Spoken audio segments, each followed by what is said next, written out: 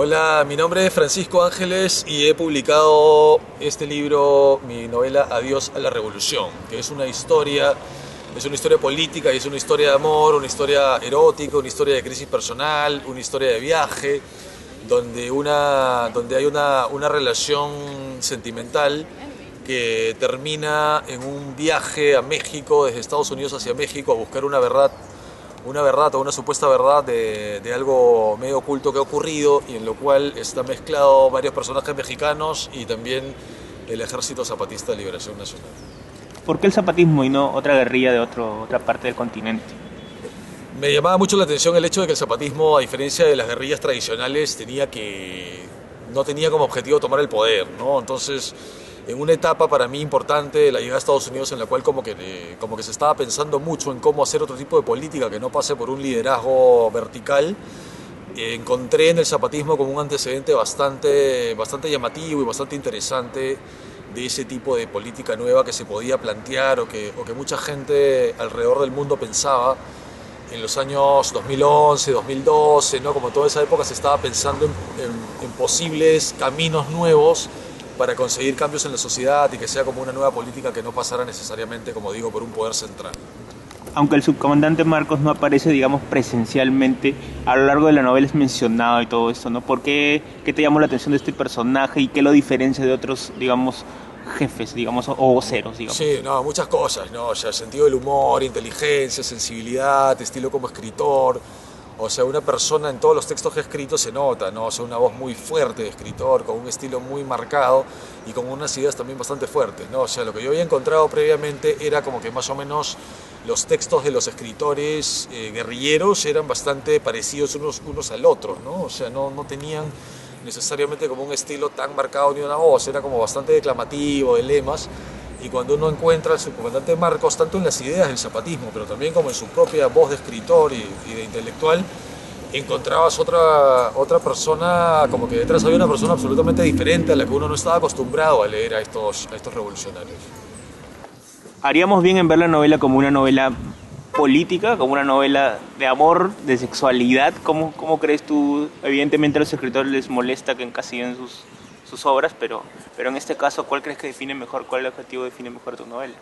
Es que yo creo que está mezclado todo, o sea, todo. Sexualidad, amor como una sola cosa, pero política también. O sea, porque la política es sexual para mí, ¿no? O sea, la política de transformación, la política de cambio, que puede ser de izquierda o no, puede ser revolucionario o no, pero la política que piensa en una ruptura, en un corte para producir algo nuevo, a mí me parece como muy erótica. Y eso no solamente es una frase, o sea, no es solamente como una especie de juego de palabras, sino que creo que en serio en cambiar algo, en producir algo nuevo, en crear algo nuevo, hay un nivel de pasión que solamente puede ser comparable o superar incluso al sexual. Entonces, es verdad que las etiquetas no son como tan cómodas, pero creo que son palabras con las que sí me siento identificado para este libro, ¿no? O sea, sí creo que hay un componente político fuerte, creo que hay un componente erótico muy fuerte y alrededor de estos dos ejes principales también hay otros temas que pueden ir apareciendo, ¿no? Como por ejemplo la pasión por el pensamiento, ¿no? Que también es una pasión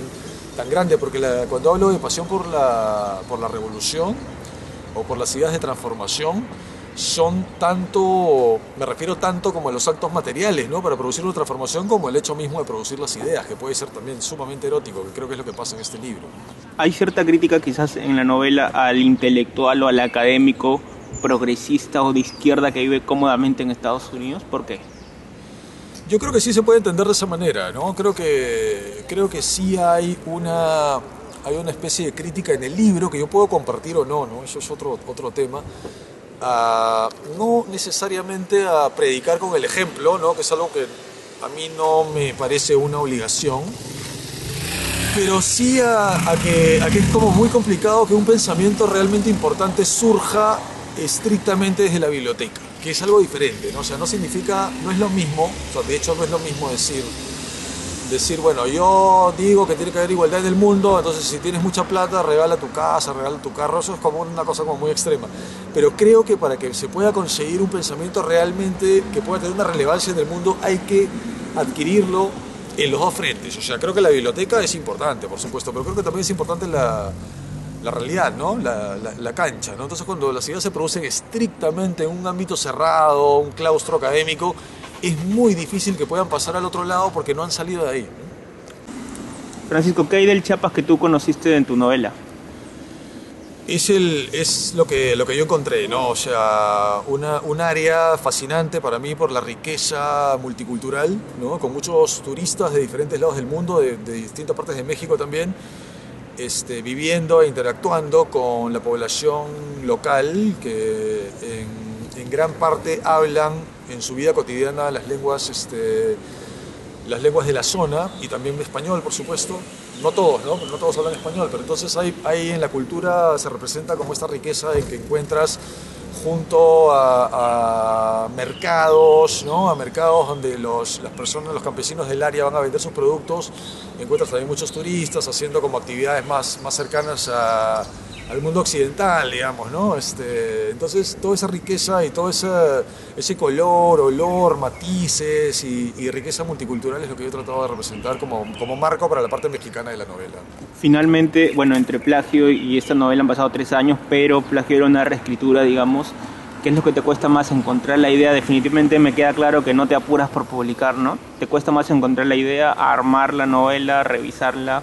¿Por qué, digamos, hay este lapso de 3 años y si es lo que tú quieres? Me cuesta más no encontrar tanto la idea, o sea, me cuesta encontrar una idea que pueda desarrollar, ¿no? O con la que yo me sienta cómodo para llevarla a cabo en un libro. Eso es un proceso largo. Normalmente empiezo trabajando en la cabeza, no tomo apuntes, nada, en la cabeza, 2, 3 años con una historia y algunas, la mayoría quedan en el camino y algunas sí llegan. ¿Por qué? No estoy muy seguro por qué, ¿no? Y ya cuando me siento a escribir es que ya tengo como las cosas bastante claras hasta el final y por eso la escritura se puede hacer más rápida. Pero para el proceso de creación mental de una historia sí requiero cierto tiempo, lecturas, pensar en los personajes y eso sí es un proceso largo. Me gustaría poder hacerlo más continuo, me gustaría estar en capacidad de tener una idea bien desarrollada para escribir un libro al año, pero creo que eso está fuera de mis posibilidades, ¿no? O sea, escribiendo así cada 3 años es un ritmo con el que me siento cómodo.